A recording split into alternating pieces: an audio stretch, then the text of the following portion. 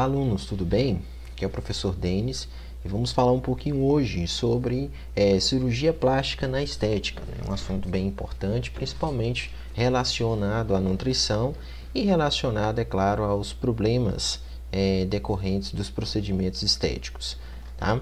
A gente vai falar um pouquinho sobre a relação entre a alimentação, os períodos de jejum que antecedem cada uma dessas cirurgias, como também os períodos de jejum pós-cirurgias. Tá? Uma coisa muito importante da gente poder colocar é que, de fato, a quantidade de cirurgias na estética cresceu assustadoramente grandemente nos últimos anos. É muito mais frequente hoje o número de pessoas que não estão satisfeitas, né, com a sua aparência ou que necessitam fazer uma cirurgia plástica para alguma correção, né, de uma imperfeição, de um acidente ou determinado problema que pode inclusive comprometer a vida e a saúde dessa pessoa, né? E de saúde a gente fala da saúde física ou saúde mental. Isso fez com que disparasse o número dessas cirurgias estéticas, tá bom? Então, tanto é que foi necessária a criação de uma sociedade especificamente voltada para a cirurgia plástica, né? A Sociedade Brasileira de Cirurgias Plásticas, e de fato ela é composta de uma infinidade de cirurgias, né? Basicamente, em qualquer parte do corpo já é possível fazer uma determinada cirurgia e essa cirurgia levar a alguma modificação estética na pessoa. Tá? Algumas que são as mais comuns a gente vai abordar hoje aqui, mas existe uma infinidade de diversas cirurgias. Tá? A gente pode, primeira coisa que a gente precisa colocar em mente é que para qualquer cirurgia, isso não apenas a plástica, né? Os fatores nutricionais eles interferem na cicatrização, na recuperação, ou seja, no sucesso daquela cirurgia. Uma pessoa, ela simplesmente não pode decidir colocar a sua vida em risco, né? Afinal de contas, qualquer procedimento cirúrgico tem o seu grau de risco, né? Então a pessoa não pode simplesmente colocar-se em risco sem ter uma garantia de que pelo menos o estado nutricional desse indivíduo esteja adequado. Então, qual é o ideal? Qual o melhor cenário possível? Antes de um procedimento cirúrgico, a pessoa precisa fazer um acompanhamento nutricional para garantir de que haja uma suplementação ou adequação de toda a sua necessidade. A gente tem que avaliar se essa pessoa de fato está em um bom estado nutricional, tá bom? Outra coisa bem interessante é que muitas pessoas utilizam a cirurgia plástica com o intuito de tratar a obesidade. Mas a obesidade é uma situação clínica, né? Uma situação de saúde que não se consegue tratar com uma cirurgia. Né? A gente pode utilizar algumas cirurgias para melhorar a autoestima, para começar um processo de tratamento, para auxiliar nesse tratamento, mas de fato a obesidade não consegue ser tratada com a cirurgia. A obesidade ela consegue ser tratada apenas com a mudança de hábitos de vida. Tá? É uma coisa que a gente defende muito ferozmente. Mesmo naquelas cirurgias que categoricamente têm sido utilizadas para a obesidade, como é o caso da cirurgia bariátrica. Né? A cirurgia bariátrica, apesar de ela não ser caracteristicamente estética, né? Mas muitas pessoas têm utilizado, né, para a sua estética, ela não trata a obesidade. Ela faz a pessoa perder peso. A pessoa pode perder uma grande quantidade de peso em um intervalo de 1 ou 2 anos, certo? Mas isso não significa que a obesidade foi tratada.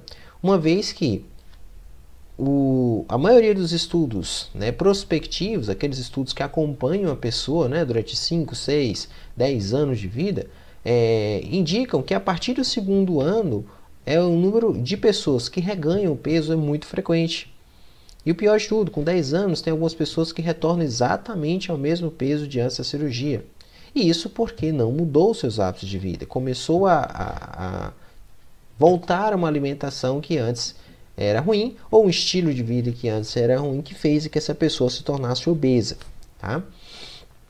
Além disso, a cirurgia estética, em geral, ela pode alterar o peso corporal da pessoa, pode alterar o tamanho, as medidas, né? E isso acaba sendo a principal motivação das pessoas em procurar fazer determinado procedimento, né?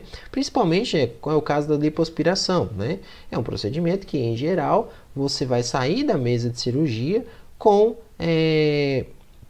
uma medida bem definida, né? Determinada por aquela cirurgia, a depender da extensão dela, tá bom? Mas isso, novamente, não vai tratar o problema. Essa pessoa pode vir a ganhar peso e ter aquela mesma medida de antes, tá bom? Mas, de fato, isso pode melhorar a autoestima da pessoa, simplesmente por você modificar a medida ou então por modificar uma parte do corpo que está lhe causando um determinado trauma. Um exemplo muito clássico que eu poderia citar para vocês são as mulheres que tiveram câncer de mama, por exemplo, né? E precisaram fazer a remoção completa da mama, né? A mastectomia total.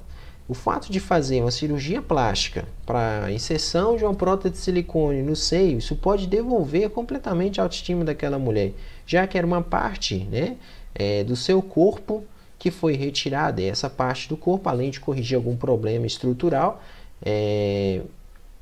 pode também corrigir ou pelo menos melhorar a autoestima dessa mulher, tá?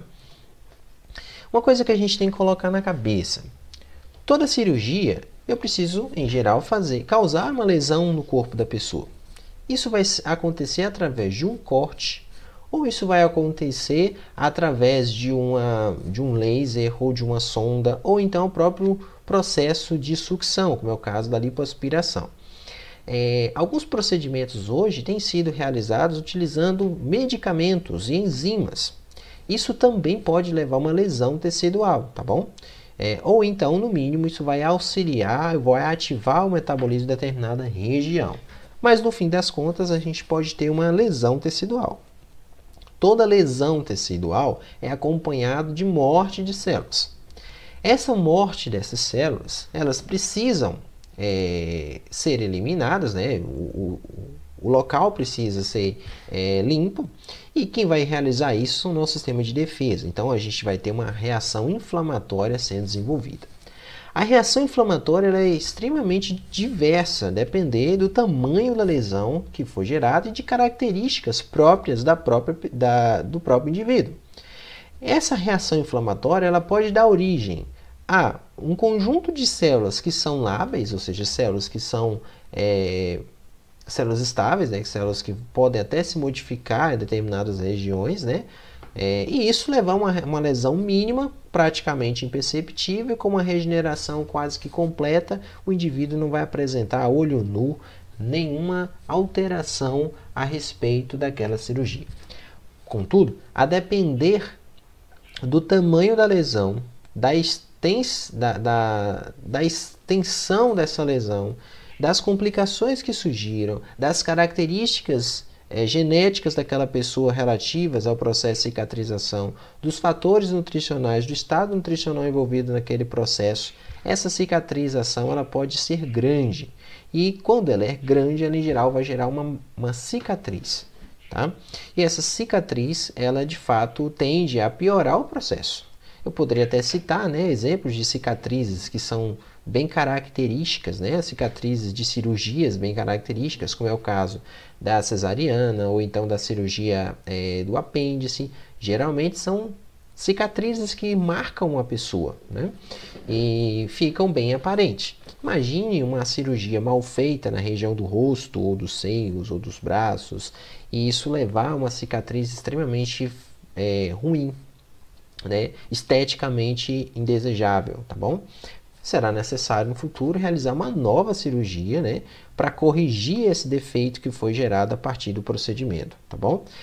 Não é comum a gente observar relatos de pessoas que fizeram a cirurgia estética e essa cirurgia teve algum tipo de complicação que levou a uma deformidade ainda maior que tentou se corrigir da primeira vez, sendo necessário uma segunda, terceira, quarta cirurgias, enfim, tá bom? Uma coisa bem importante da gente poder pensar é que toda vez quando a gente tem um corte, né, como é o caso de uma cirurgia, a gente vai ter uma ferida. Essa ferida vai ser aberta.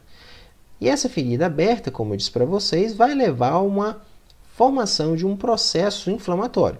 Esse processo inflamatório pode se estender apenas com tecido de granulação, quando a extensão não for tão grande, tá? Isso também vai gerar uma cicatriz, mas geralmente essa cicatriz é imperceptível, é a olho nu. Ou pode ter infecção ou outros eventos catastróficos, com, por exemplo, surgimento do pus e outras complicações mais graves, que em geral vão gerar uma cicatriz, e essa cicatriz pode não ser tão invisível assim, ela pode ser bem característica. Outra coisa extremamente importante da gente poder pensar é que, durante o processo de cicatrização, algumas etapas são importantes, obrigatórias e essenciais. Então, toda vez quando a gente tem um corte, né, como na cirurgia, nós temos extravasamento de sangue. Se ele for mínimo ou máximo, a gente vai ter extravasamento desse sangue. Isso vai levar a uma migração de uma grande quantidade de plaquetas para ativar esse processo de coagulação naquela região e impedir de que haja uma hemorragia séria. Tá?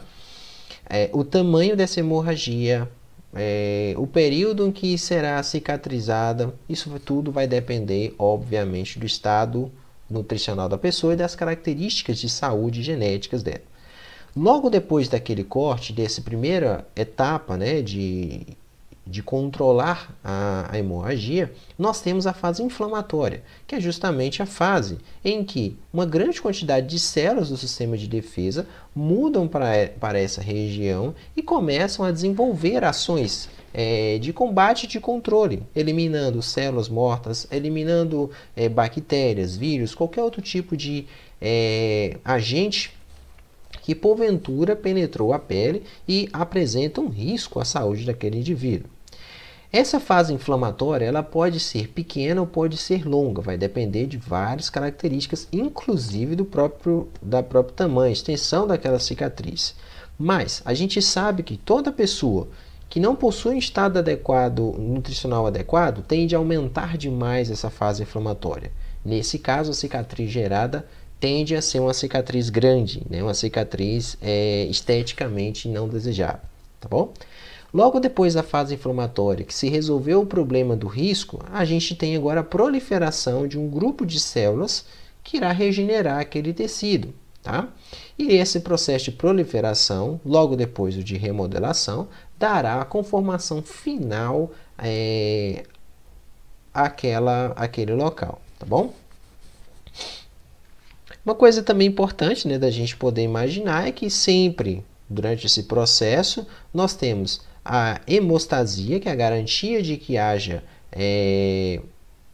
o fluxo sanguíneo não seja alterado, a pessoa não pega muito sangue. Depois nós temos a fase da inflamação, da proliferação dessas células e, é claro, do remodelamento. O remodelamento ele pode acontecer durante meses ou anos, tá? Então, algumas cicatrizes, elas com o tempo, elas vão se tornando menores, por exemplo, ou até maiores, a depender dessa fase de remodelamento que aconteceu, tá certo?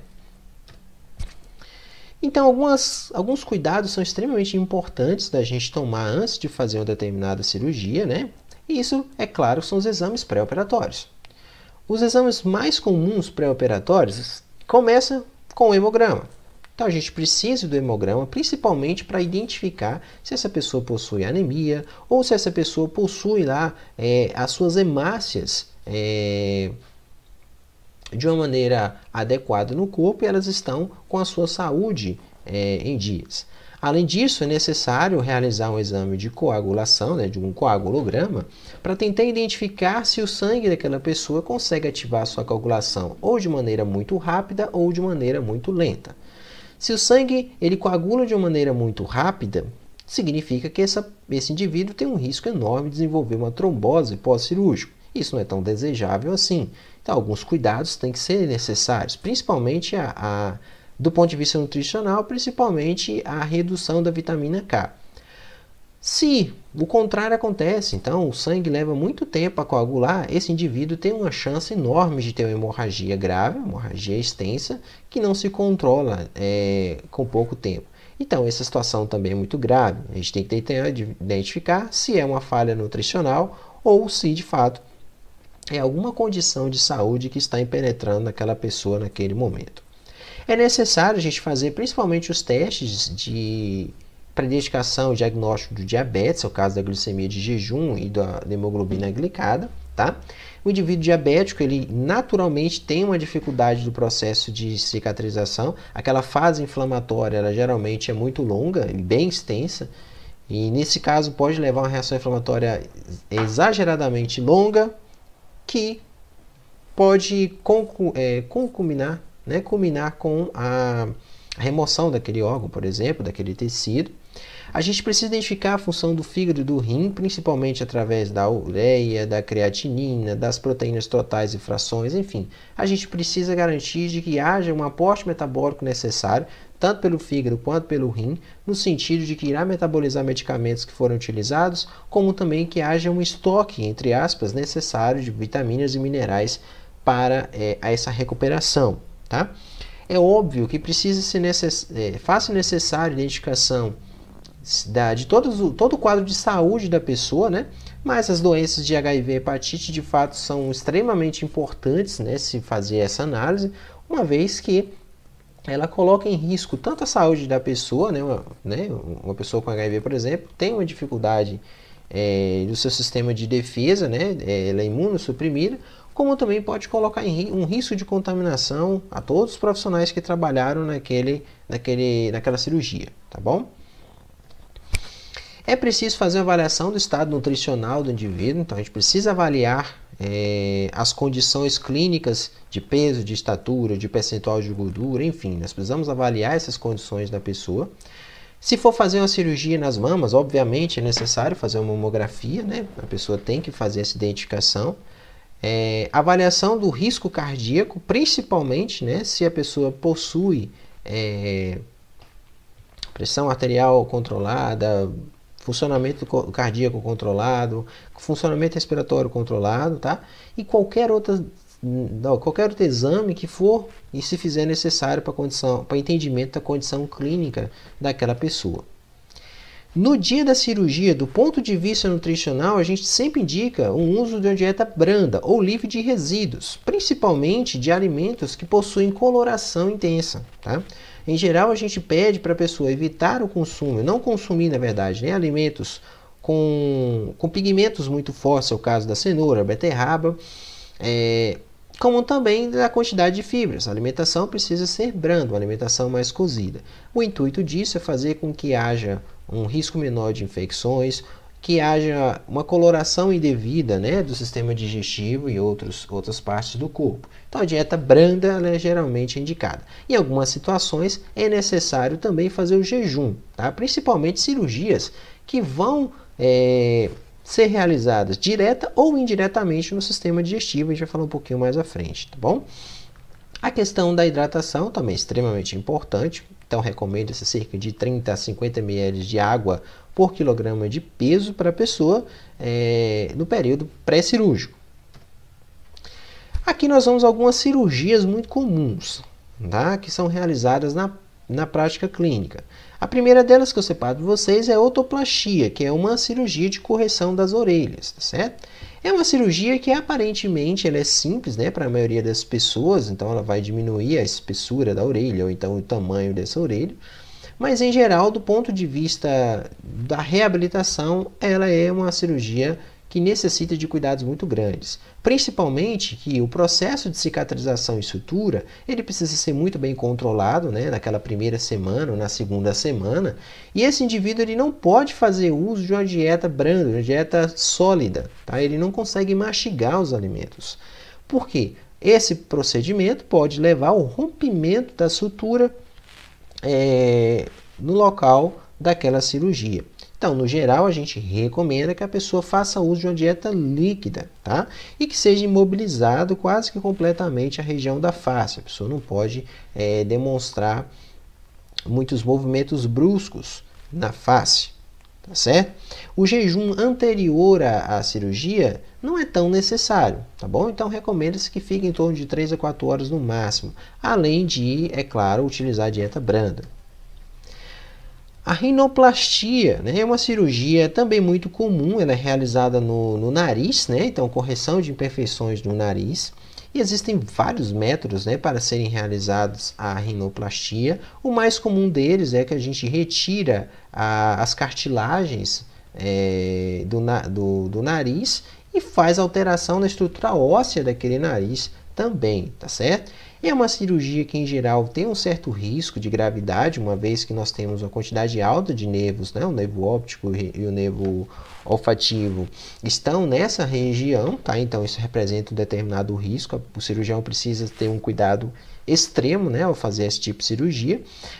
É necessário, né, o pré-cirúrgico, a pessoa realizar também o jejum de 3, 4 horas e realizar a hidratação com dieta branda.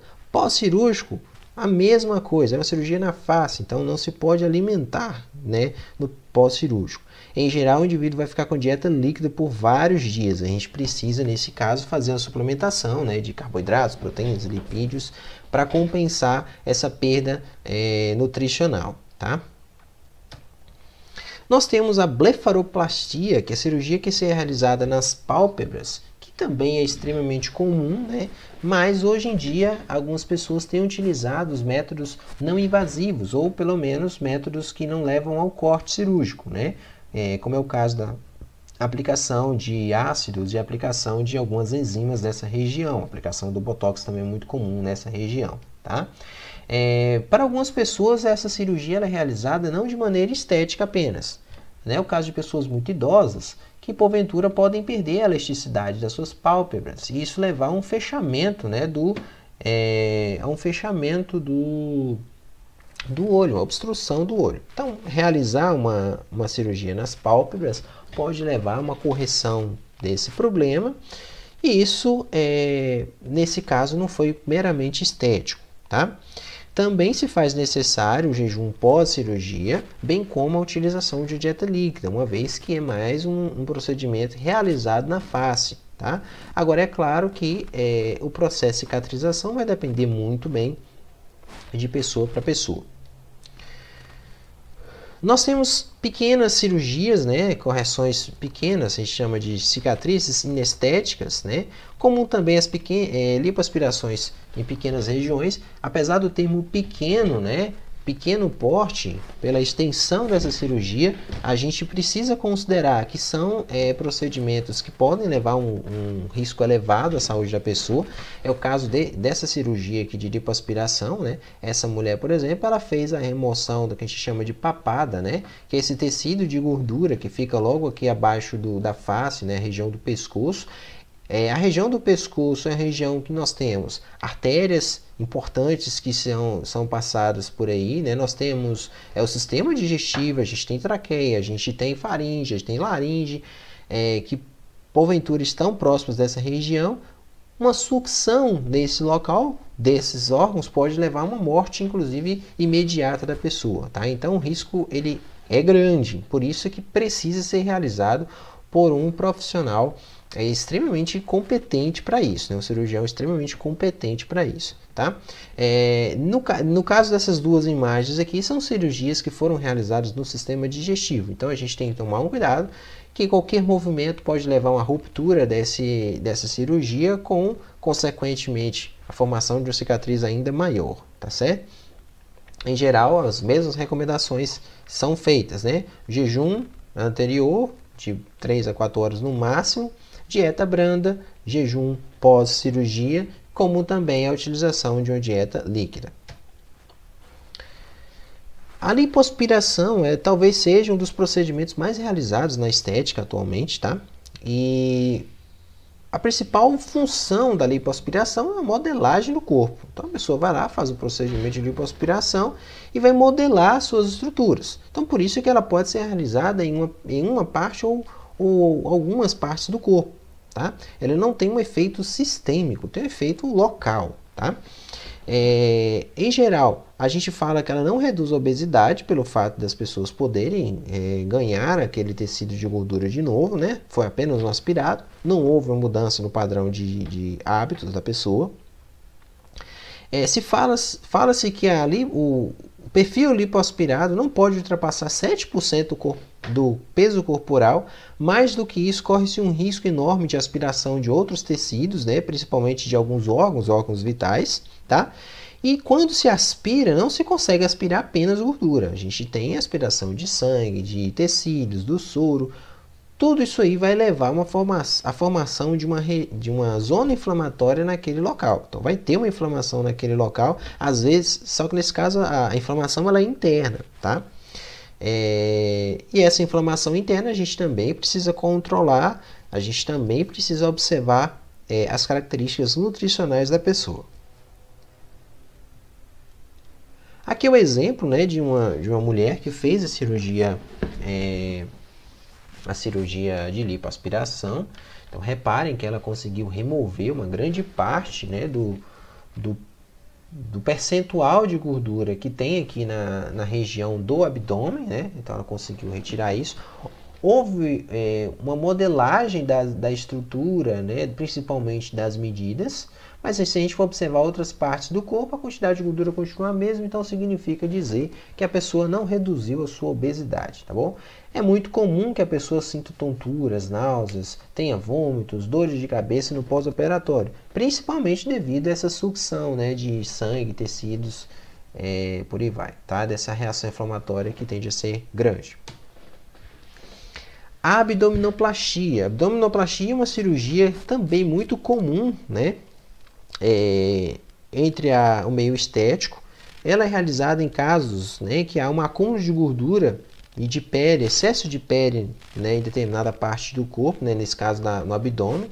Geralmente se é feito a abdominoplastia, ou seja, a retirada dessa parte de pele, tecidos e gordura da região do abdômen, mais uma lipoaspiração. Então, comumente é feita a lipoaspiração, retira-se a pele e também faz uma reconstituição quase que completa da região, tá bom? A gente tem que lembrar que é uma cirurgia no sistema digestivo bem grande, de grande porte, grande impacto, então há necessidade de fazer um jejum pré-operatório, há necessidade também de fazer jejum pós-operatório, a pessoa precisa ficar completamente imóvel, a dieta tem que ser líquida, em algumas situações, né, dependendo da extensão, o indivíduo precisa utilizar até uma sonda para levar esse alimento para a região do abdômen, tá certo? Aqui é um exemplo, né, de uma mulher que fez a cirurgia, então ela fez a abdominoplastia mais a lipoaspiração, e se a gente for perceber, houve uma reconstituição quase que completa da cicatriz umbilical. A mamoplastia é mais uma cirurgia extremamente comum, né, que é basicamente uma cirurgia feita nas mamas.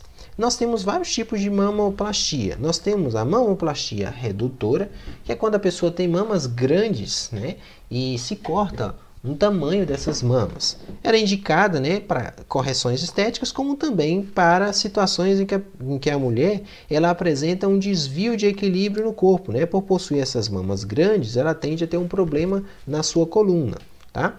E o fato de corrigir essas mamas grandes pode equilibrar o seu peso e reduzir esse impacto desse desvio, tá? Nós temos a mastoplexia, que é basicamente uma elevação das mamas, né? E aquelas mamas consideradas como caídas, né? Isso geralmente são feitas em mulheres com um pouco mais de idade, né? E você tem uma elevação dessa pele. Nós temos a mamoplastia com aumento de prótese de silicone. Então, basicamente, a gente coloca uma prótese de silicone. Lembrar vocês que as próteses de silicone, elas de fato vêm sendo alteradas com o passar dos anos, né? Hoje a gente já tem uma prótese com um nível de sensibilidade muito grande. As primeiras que foram feitas, elas foram extremamente danosas para a saúde das mulheres, uma vez que colocavam um risco cardíaco desnecessário, a mama continuava crescendo, enfim. O tipo de silicone utilizado naquela época era um silicone industrial e hoje não. Hoje a gente tem uma segurança um pouco maior, né, desse silicone. Não é mais em gel, nós temos a prótese mesmo, que é posta na pessoa. Mas recomenda-se que pelo menos a cada 10 anos seja trocado esse procedimento, pelo menos seja revisado aquele procedimento, tá certo? Outra recomendação que a gente tem que falar sempre é uma mulher que colocou a prótese de silicone, ela provavelmente não conseguirá amamentar, né? Uma vez que sua mama ela ficará pressionada e a produção do leite ela pode não acontecer, tá bom? Não é tão aconselhado assim as mulheres fazerem a amamentação com o uso de prótese de silicone. Se essa prótese ela resolve se mover na região dos seios, isso pode levar a uma lesão, uma estrutura em órgãos muito importantes, né? principalmente os órgãos vitais que estão próximos ali das mamas. E a gente pode ter também uma mastoplexia com aumento mamário. Geralmente esse aumento mamário é utilizado uma prótese. A gente tem que lembrar de que nem só mulheres, né, realizam a mamoplastia, mas a gente também tem homens que também fazem mamoplastia. E hoje em dia a gente também tem o uso de prótese silicone, não com a prótese tentando dar um formato arredondado, né, como é o característico da mama da mulher, mas na tentativa de simular o músculo reto, o músculo peitoral, desculpa, né? Que é justamente a inserção de prótese de silicone na região da musculatura de homens para dar uma espécie, né, de uma pessoa que tem um desenvolvimento muscular grande, tá certo? Isso de fato é muito realizado principalmente entre atores, né, que estão na mídia. Aqui alguns exemplos, né, de mulheres. Nesse primeiro caso a gente teve uma cirurgia com aumento, né, com a prótese silicone, um aumento do tamanho. Aqui embaixo a gente teve uma mastoplexia, né, que eram seios considerados caídos, e houve uma elevação. Além da elevação, também se utilizou uma prótese silicone. Como falei para vocês, a mamoplastia também é realizada em homens, tá? Nós temos principalmente a ginecomastia, alguns homens envolvem a ginecomastia, aí nesse caso se faz uma redução do tamanho dessa mama, né, masculina, ou então até mesmo a inserção da prótese silicone, justamente para, principalmente em cirurgias de mudança de sexo e tudo mais. Nós também temos a gluteoplastia, né, que é bem parecida com a mamoplastia, a diferença é que é realizada no glúteo. A gente pode ter uma redução, a gente pode ter um aumento, geralmente é feito um aumento, tá? Pode ser feito também uma lipoenxertia, né? Algumas pessoas fazem abdominoplastia, retiram aquele tecido de gordura da região do abdômen e acabam enxertando esse tecido na região do bumbum, para aumentar e dar mais formato à região do bumbum. Há também a possibilidade de se colocar uma prótese de silicone nessa região. Como é mostrado nessa imagem aqui, a pessoa ela fez uma lipoaspiração de tronco, ela fez uma gluteoplastia por enxerto e uso de prótese silicone. Então acabou colocando quase todos os procedimentos possíveis nessa região para dar uma modelagem maior à região do bumbum. A cirurgia plástica facial, nesse caso, ela é considerada como completa, né? Ela faz quase em toda a sua face, dá uma expressão mais jovem para aquela pessoa, né, que realiza aquilo ali. A gente também precisa se preocupar com o jejum pré-operatório, o jejum pós-operatório, principalmente o uso da dieta líquida, tá? Como é o caso também, indicado a pessoa realizar algumas drenagens linfáticas antes da cirurgia, para evitar o surgimento, né, principalmente de linfomas ou então de algum tipo de acúmulo trombolítico, tá bom? Aqui é apenas uma imagem computadorizada, mas a ideia da cirurgia plástica é justamente essa, né, você tentar reconstituir. E por fim nós temos a cirurgia bariátrica, né? A cirurgia bariátrica, em geral, a gente vai ter uma aula mais específica sobre ela, vou separar a cirurgia bariátrica em algo mais específico. Só para a gente começar o início, a gente tem vários tipos de cirurgias bariátricas, mas em geral elas podem ser restritivas, ou seja, diminuição da capacidade do volume do estômago, ou de absortivas, aquela que a gente desvia o trânsito do intestino para evitar que haja uma redução na absorção, para evitar que haja uma absorção, né? Então a gente diminui a absorção dos nutrientes. E pode ter mista, né? Que é quando a gente corta o estômago e também desvia o trânsito do intestino. Mas a gente vai ver um pouquinho à frente na parte das cirurgias bariátricas. Tudo bem? Então, pessoal, essa foi a nossa aula. Eu gostaria de agradecer a atenção de todos vocês e até o próximo vídeo.